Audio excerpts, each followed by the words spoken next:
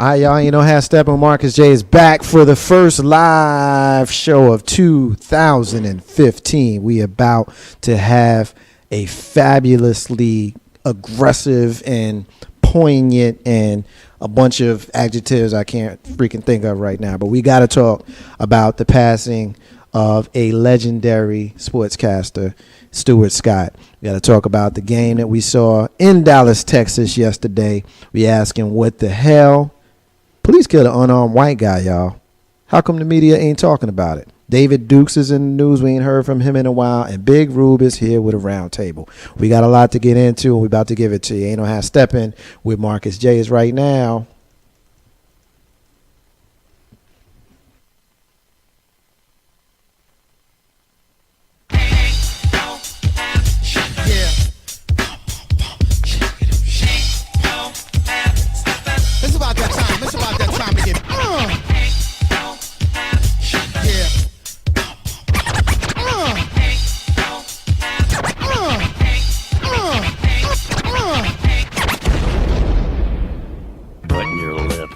Open your ears, strap on your thinking cap.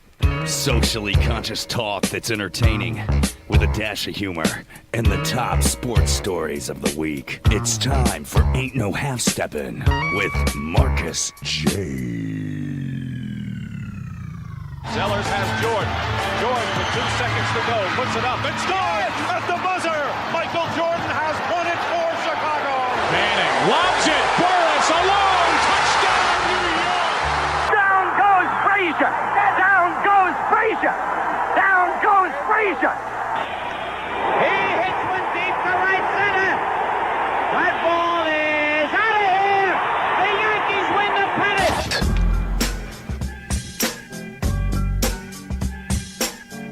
If they lying, then you must be Ain't No Half Steppin' with Marcus J is back for a live show. Check us out. 804-402-2893 to be part of the flagship show right here on Legacy Internet Radio. We have all kinds of technical difficulties right here at the beginning of the show. 2015 is trying to curse us, but it don't matter. We're gonna take care of it. We appreciate everybody listening to us tonight as we do every single week. We the flagship show, and we bring you a great one. 804-402-2893 is the number to dial to be a part of it. Want to thank everybody that's listening to us on TuneIn. Thank you to everybody that's listening to us on our home website of Legacy Internet Radio. Just click on the link to listen now, and it'll take you exactly where you need to be. Thank you to everybody that's listening to us on our replays on YouTube. As we teased in the beginning, you already know what we're going to get into. We got a whole lot more than that to get to tonight. So as we do every single week, we always introduce the crew that we have here in the building. And of course, I'm going to go around the room and make sure everybody is properly introduced. And of course, he's joining us here tonight.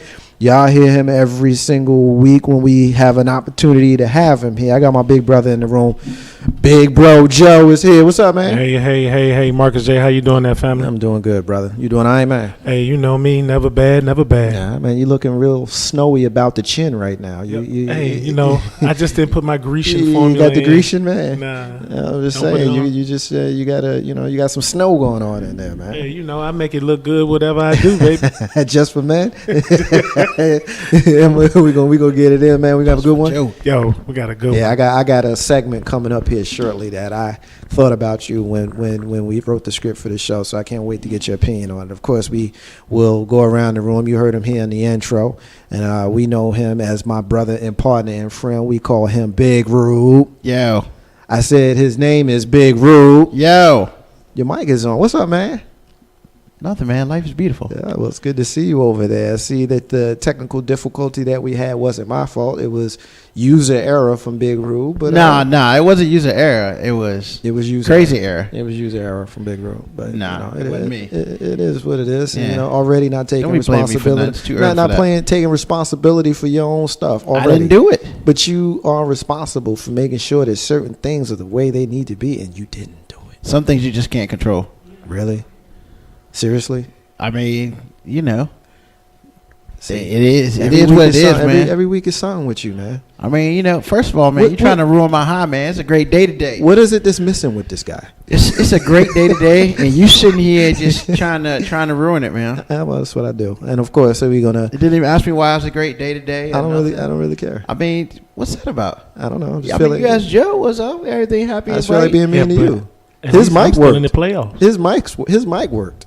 I mean, my mic works too. We just, now It wasn't my fault that it didn't work. Let us continue the introductions. No. And then we can finish.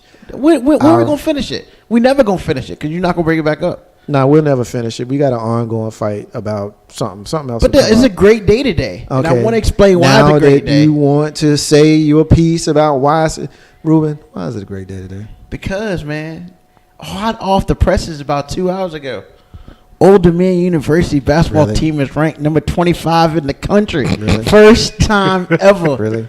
Hey, You mean to tell me you can sit here and you can stopped our hate in intro one night. to talk about Old ODU. Dominion? OD, that's right. You know who it is. Okay. The Old Dominion Monarchs, the king of the Virginia jungle. What's up? Aren't they butterflies? Yeah. No.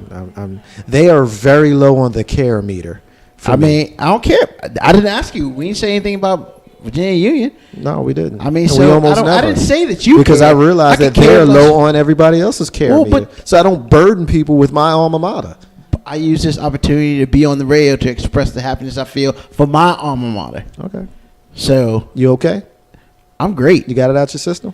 Nah, it's a little bit more coming later, Okay. All right. Well, especially in the round table. knowing you and knowing how the round table normally goes, we haven't had one in quite a while. Yep. And we're going to have a round table tonight hosted by your man, Big Ruben. That's right. Represent. We're going to probably have a whole lot of stuff to debate, and I'm looking forward to it. 804-402-2893 is the number to dial. Patiently waiting for her introduction, of course, is the co-host of Ain't No Half Steppin' with Marcus J. I got my big sister sitting over there. You know her as S.Y. Butler. What's up, yo? The queen. The queen of what? The This ain't your house. I'm sorry, were you done? I mean, I can't hear you. You're Speak up done. a little louder. You What? I can't hear you. are done. Huh? Oh, you hear What's going me. on? So, Big Bro Joe, what is the consistency that you see with the two debates that we just had? Ruben. That's all I needed. Yeah, it's Ruben. Common denominator. It's What? always in the middle of the He stuff. is such a troublemaker. That's why it's mic up. I can't hear her. I don't like him. Maybe you should get the wax out of your ears. What's up, S.Y.? That might help you. Happy New Year to Happy you. New Year. You doing all right over Happy there? New Year, everyone. Except Ruben. Yeah, minus Ruben. Joe, don't color your beard. Don't color it. No. All right, I'm gonna leave it alone then. Mm-mm. That's why has spoken. The That's- queen. And Marcus has his sexy glasses on. Well, you And know. hey, Ruben. Ruben has Oh, ODU. see, we laugh at that. Oh, yeah, you got OD. He's Old got Dominion, Old Dominion, man. the Monarchs. Woo-hoo. Old dirty I heard they were Whatever. like butterflies or fairies. or monarchs. The something. butterflies. Yeah, Miss. No, they're Miss, fairies. I'm from Jersey, from Pennsylvania. They're Oh, my fairies. So let's we got a lot to get Yeah. into tonight. So let's kind of make a turn towards the more serious. There's no way that we can do this show, Ain't No Half Steppin' with Marcus J, without talking about the passing of Stuart Scott, longtime ESPN commentator, sportscaster, pioneer, trailblazer. What I'd like to do is kind of give everybody an opportunity to kind of share whatever thoughts they may have about Stuart, and then we'll kind of round table it. I think that we would be doing our listeners and ourselves a disservice if we didn't spend some time talking about him. I know for me, you know, a big part of the reason why I am comfortable coming into this room and sharing my opinions as honestly as I am is because I grew up watching someone like him. And so I'll say more after you guys. But Joe, you lead it off, brother. What you got? When you think of the passing of Stuart Scott, what do you think? Mr. Stuart Scott, I think we've lost a good brother. We really, really did. So, you know, rest in peace, Stuart.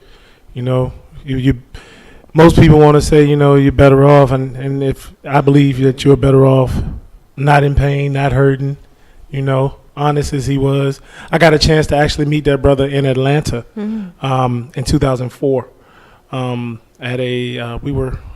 was at a seminar for my job, as a matter of fact. And it was really funny because it wasn't on sports, but it was still a very, very good commentation that he had. It was very uplifting, very powerful. And to see the progression that he's gone through and to know what he said not too long ago about losing his battle to cancer. Death was not the end of it. It's how you lived your life. And I'm a true believer in that. So, rest in peace, bro. Yeah, absolutely. That's why, Stuart, Scott, what are your thoughts when you heard of his passing? Well, it was sad. I started watching him actually about a year and a half ago. And, I love his personality. He's just so bubbly. He's so animated. That's what I liked about him. And when I heard that he passed away, I was like, no. So I'm really sad about that. I pray for his family, and definitely rest in peace. Big Rope. I mean, we talked a little bit about it off air, and Stuart Scott started in '92 on ESPN2, and nobody really watched ESPN2 at the time. He was doing some show that nobody cared about, and then he basically worked his way up to be the face of SportsCenter, not just for black people or black kids, but for everybody. He really is, not was, but is the epitome of, if you work hard enough, you can achieve any goal that you put in front of you. I guess I woke up late on Sunday, and I turned on SportsCenter like I do every morning, and they were doing this. They were talking about him, and I was just like, why are they talking about him? They only talk about people like that when they're dead. Just like when music artists die, they play all their videos on VH1 or MTV or BET or Fuse or whatever, and you realize they have more videos than you'd ever seen. So it was hard. It was hard to watch it. I felt good that I watched like about 30 to 45 minutes of it without tearing up. It was difficult. I think the biggest thing was just watching Hannah Storm not tear up made it like worse. I mean, she was fighting hard, man, and I appreciate that as a journalist. But she was true professional mode on Sunday, and big up to her. I wouldn't have been able to do it. There's no way. But like Big Joe said, it's not about what it is. It's about how you live, and those of us who don't have cancer, we need to learn something from that, because, we go around and regardless of what age you are, you do things and I probably shouldn't have did that, or I could have did this better. When it's all said and done, when your time is called, people remember you for how you lived your life, not what you did. That's just a side effect. They're not going to remember Big Rube for, hey, he did the round table on Ain't No Half Step on Marcus J. I hope they remember me as something just as good or even better. But, Stuart Scott is missed. However, through the power of television, along with, Jim Valvano, who he lost about 10 to 15 years ago, we'll be able to see Stuart Scott, every year, fighting a good fight, and hoping that his words will touch others as they have touched me. When we find our love and we find our passion, we work at it. But oftentimes it's not really like work. The joy that we get, doing what we're called to do and what we're blessed to do, that's kind of the special thing, and it's the gift that touches other folks. And changes how they do what they do. That's when you get what they call unparalleled magic. And that's kind of what Stuart Scott was or is to me. Unparalleled magic changes how other folks do their work. His art inspired us. His love for his children inspired us. The way he fought for life inspired us, you know, and he's going to be missed, man. His work lives on in every single sportscaster and orator and anybody that's ever touched a microphone to speak about what they are passionate about. I remember when I was in my early 20s, I guess was the first time many of us saw Stuart in the 90s, in the mid to early 90s. And, you know, we all watched Sports Center anyway. You know, we were going to watch Sports Center. It's not like we weren't going to watch it, you know. And the guys on there, everybody had their favorite guy. But there was nobody like Stuart until Stuart. And here you had this dude who, he looked like us. He talked like us. He was quoting hip-hop songs like us. How many times you kicking it with the homies and you find yourself breaking into a song, a hip-hop song?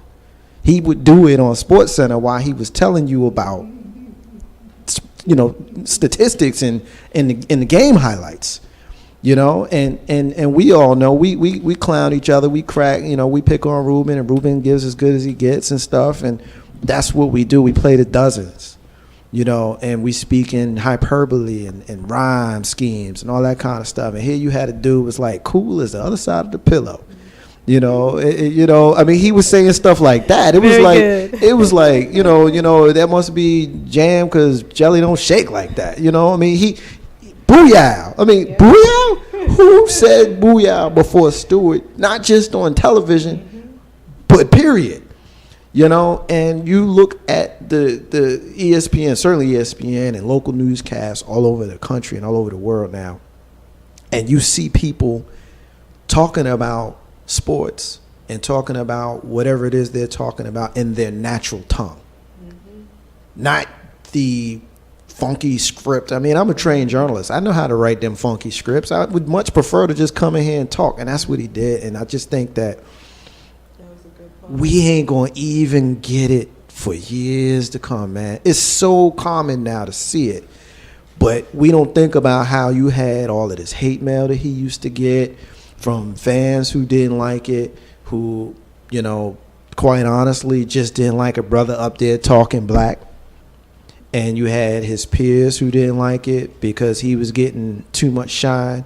I heard Rich Eisen on the radio today on the drive in, and I won't get into a long story, but the short version is he and Stuart were in New York City after the last time the All-Star game was in New York, so this had to be in sometime in the late 90s, and they had just left Madison Square Garden. They were looking for an after party. They didn't know where to go, so they asked the cop. Well, Stuart asked the cop, which was already weird to ask a cop where after party was, but he had the stones to do it. And the cop said, it's such and such. So they went to such and such, and as they're walking up, as Rich is telling the story, you know, they're walking up, and people are slowly but surely recognizing Stuart. They're like, whoa, that's Stuart. And then finally, there was one cat who ran up on him. He was like, yo, you Stuart Scott, it's good to meet you, whatever. And looked at Rich Eisen. Oh, you brought the white boy with you, too? I mean, Rich is telling the story. And I just thought that to me just spoke to how, as a sportscaster, this dude was a rock star, man. You had the president of the United States issue a statement yesterday. Kobe Bryant, Michael Jordan, all of these people. So, you know, we could sit here and we could do a whole show on the impact of Stuart Scott. But what I want to do is I want to honor him as a mentor of me, a person who I've never met, and obviously never will. But when I saw him at the ESPYs, and he had to know that he didn't have much time left. He had to know. He had to know. And when I saw how he embraced his daughter, it literally broke me down. I was watching it live when it happened in July. And I was watching it live with my daughter, and I, at the time, got emotional. And as I'm watching it again yesterday, there was just no way that I could sit there and watch it and not be emotional with no shame.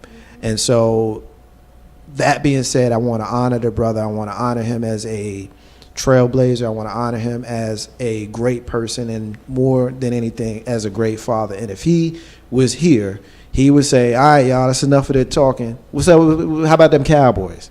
That's what he would say if he was here. And so, in honor of Stuart, I'm going to ask my big brother, Big Joe, who we know is a Cowboy fan, and, you know, Big Rube over here, as well as myself, and that's why none of us like the Cowboys. We can't stand them. So we're going to give you an opportunity. How about them Cowboys, man? How about them Cowboys? How about them Cowboys? Now, All right, next.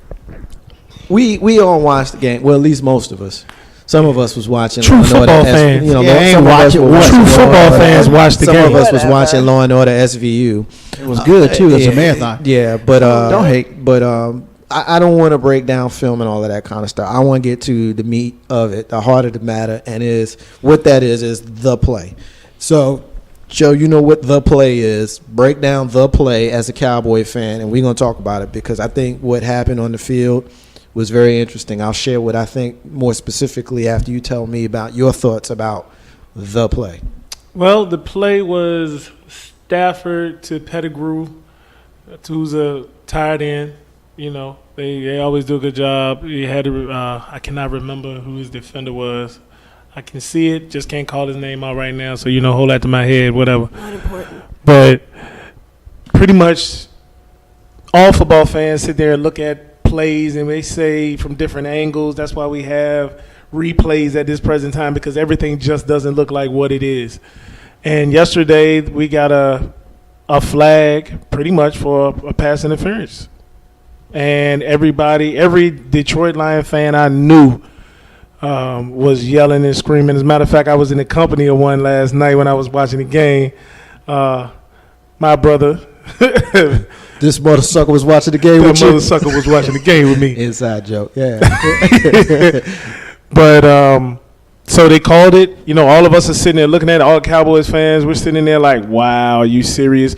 The game started off yesterday kind of flippity. I think that the refs were a little off yesterday, and then they started letting people play, and some of the stuff that was kind of Cut the touchy. crap and tell me about the play, man. Tell me about the play, man. Yo, the play was simple as this. Tell me about the play.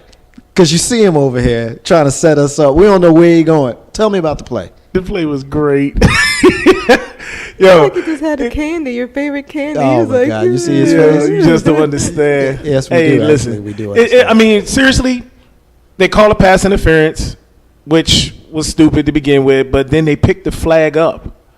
Yes, Ruben, I said it. Wait a minute, did you even watch the game? I'm looking Okay, at that next. pass interference highlight. I don't care. I don't make a highlight. Like I said, if you didn't see the game, The game that highlights the same thing. no. You Really? try to All say right, he so didn't touch him before? basically to set it up, what ended up happening was the defender had his back to the ball. Pettigrew. Yep. And Never turned. Never turned around. Had his hands he up. had his hands up, and at certain angles, it appeared that he wrapped. Impeded. No, it appeared that he impeded his ability to raise his hands and catch the ball. All right, well, let's simplify it. First of all, was pass interference, and this is your opinion. Right. Was pass interference the correct call? No. Should there be any call? No. That's why the flag got picked up. Okay, and finally, now that we know that, in your opinion, pass interference shouldn't have been called, shouldn't have been any call, in the aftermath, when you saw your wide receiver on the field with no helmet, should there have been something done about that? Now, that technically should have been 15 yards right there. Okay. I agree And with so, in theory, even though we disagree, because, yeah, we do disagree on whether there should have been a legitimate flag there, That's fine. but there at least should have been a first down for Detroit somewhere around midfield. Yes. If we're going to go back and look at the fact that Dez came off the field, came off the sideline with no helmet onto the field, yes. Okay. Well, I mean, I at least we can get you to be honest about that as a Cowboy fan, because I'll be honest with you, you're the first Cowboy fan that I know that at least admitted that there should have been something. We're going to pick that back up here in a minute, but we got a call on the live line. Caller, what's your name? Where you calling from? What you want to get in on? What's up, guys? It's DJ Renee Melendez. How you guys doing? Hey, Yo, Happy what's New going Year. on, Hey. sis? Happy New Year. Yo. So you Happy listening? New Year, fam. So you listening? What you want to get in on? I don't know if you guys commented or talked about it yet. I just wanted to comment on the passing of Stuart Scott. Yes, we did. We just got off of it, but we're gonna leave the phone lines open all night for anybody that wants to talk about Stuart. So go ahead and get your comment in. Well, I used to work for ESPN back in 2005, and he was one of the nicest people that I met while I was there. And I used to work for the executive producer of Sunday Night Football. And I was answering the phone one day, and he said, "Hey, this is Stuart Scott." And I said, "Hi, I know who you are." And he goes, "Are you his new secretary?" And I said, "Yeah, I am." He goes, "You sound like a sister." And I said, "Yeah, I am." And he goes, "Wow." He said, "Ain't too many sisters working over there." He goes, "I'm going to come over there and see you." So I said, "Okay, cool. Well, this is where I'm located. Stop by when you get a chance." And dude really, hung up the phone, and within an hour, came over, stopped by, said, "What's up? How you doing?" The person that you saw on television was the same person you saw. You met him in real life. Different. There was no facade. There was no air about it. What you saw was what you got all the time. Man. Very genuine, very humble, cool, and talk to you like he knew you for years. It's funny that we're hearing lots of stories just like that are coming out about Stuart. And I mentioned earlier, I have never had the pleasure of meeting him, but you feel like you actually know the guy. And so when you say you had a conversation with him and then had an opportunity to spend some time with him, and what you saw is what you get, I absolutely 100% believe that, because that's what you felt when you saw him on television. It's what you saw on television, but he opened the door for a lot of black journalists like Stephen A. Smith and, all of these athletes who turned journalism, anchors and journalists. He paved the way for them. If there was no Stuart Scott, you wouldn't have Jalen Rose sitting at the desk. You wouldn't have Keyshawn Johnson and Stephen A. Smith. None of those guys would have the opportunities they had if he did not pave the way for them. Wow. So, he set a legacy for himself, and it was a good legacy. And he also laid a foundation for a lot of brothers coming into journalism, because it's such a tough field, and black folks don't get to do that they should in the respect that they should. And, he laid a foundation, and hopefully, they'll follow through and remember, a lot of the stuff that he said and he did, and follow in those same footsteps, build their own legacy. I can dig it. We thank you. We thank you for your call. Thank you for checking in. Tell the listeners where they can hear your stuff. Well, you can find me on Mixcloud, and you can find me on SoundCloud right now. My shows are on hiatus for the moment while I pursue other opportunities right now. I got some stuff on the table, working with a couple of artists and stuff, and doing some production work. So, hopefully 2015 will be a big thing. But you can always check out my music. A lot of shows that ran on Legacy will run through the 31st January, and then they'll all be on SoundCloud, for your listening pleasure. All right, we'll talk to you soon. All right, take care. Bye-bye. Ain't no half stepping, Marcus. All right, back to the Cowboys. Big Rube, let's hear your thoughts. Well, unfortunately, I was about to say unfortunately, it was clearly a pass interference call. I mean, you have a couple ways you can look at it. You can look at the shirt pull, over 5 yards out. You can look at the fact that he did not turn around to see where the ball was, and if you turn around, don't see where the ball is, and you touch the receiver, that is pass interference. The receiver pulled him into him. First of all, go back and look. You could have been illegal hands to the face. I didn't see. Go back and watch the whole thing again, Ruben. It was illegal hand. It could have been illegal hands to the face. And if you look at the end, when he fell, he hadn't touched him when he was falling. He grabbed his shoulder. Well, first of all, his hands were up. I find it ironic that every single person, other than the Cowboys officials that were there and the Cowboys fans, feel that there was some sort of foul on that play, whether you say it was a pass interference, which is what my personal opinion. My personal opinion is that it was pass interference, or at minimum you had some sort of hold going on there, But if you come away with nothing when you have a player that runs out on the field with no helmet, knowing what's going on in the game at that moment, Detroit had their moment. They had their chance. I mean, they still had 8-9 minutes left. At that point of the game, you had Jockey Bell, I believe what his name is, who was basically ramming the ball down your throat the whole game. It's 4th and 1, and you do this stupid try to draw them off sides thing, and then you go and you kick what might be the worst punt in the history of football. And then you watch the Cowboys just drive it right down your throat. So Detroit, you had your chances. I'm watching it. I am a professed Cowboy hater, but I am a honest football fan first.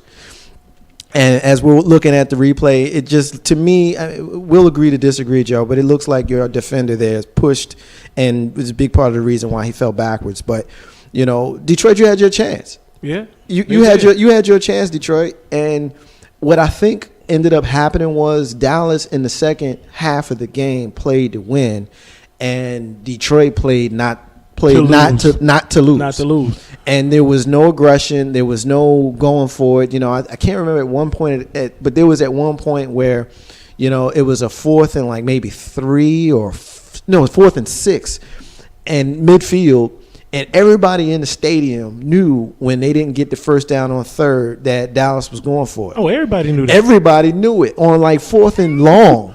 And it was enough time on the clock where they could have punted it and played defense and got it back. But that speaks to you having confidence in your team. You having confidence. You got Jockey Bell, Megatron, and a decent middle of the pack quarterback. You shouldn't be scared to go 4th and 1 with the trying to drum off side stuff. I just think that Detroit played scared.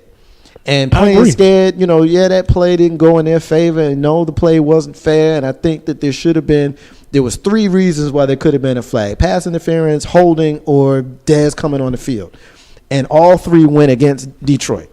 Well, you know what? Hey, Marcus, I'm gonna have to cut you off there. Go ahead. You know what? Go ahead. You look at this whole game, and if you don't have to agree with me, but I think the refs in the whole game were terrible. Oh yeah. Because the play where, and I think that Dallas was the stupid. I think this was the stupidest play in the whole world, and every Cowboys fan can agree with me, and any fan of football, when he went for the block in the end zone, and he rolled up into him. There's nothing you can say about that. Yeah, 15-yard penalty, bring him out, first down. Right. But I know maybe 2 series later, when the same thing happened. Well, the difference was he was pushed into him by a Dallas player. Okay, if you go back, because I remember at the time thinking, why aren't they calling? Why didn't they call? I didn't see all that. Emotional. It was very minimal, but he did get pushed into him, and so that would explain that particular play. Because I was with you, as I'm sitting there, watching the game. I hate the Cowboys. Anybody know I can't stand the Dallas Cowboys, but I am a fair football fan first, and I'm not somebody that's going to be watching Law and Order SVU when the Cowboys are on just because I don't like them. I'm not going to call Ruben out. I mean, I guess I did. That's fine. It's whatever. Don't worry. I mean, to me, I like picking out Ruben. To me, we can go back and forth about the pass interference call or no call, but first of all, the Dez Bryant no call is just insane to me. Which one? We just came out on the field. First of all, he came out to the field with no helmet. Yeah, now you can't get no argument out of me on that. Second of all, and he's arguing with the referee on a play that he wasn't even involved in. It's not even his. Yeah. It's not even his team. Yeah. His side of the team. It's not the offense. Yeah. So first of all, it was just a lot that went wrong.